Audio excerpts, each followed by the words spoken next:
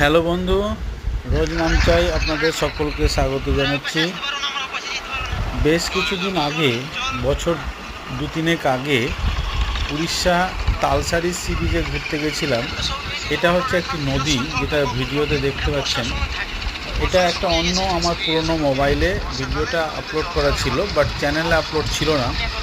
তো সেটাই আপনাদের সামনে আজকে হাজির করছি। মোবাইল থেকে কপি করেছি বলে ভিডিওটা খুব ভালো আসেনি। এটা হচ্ছে একটা মোহনা, তালসারি নদীর সাথে সঙ্গমস্থল। নদীটা খরার দিনে জল শুকিয়ে যায়,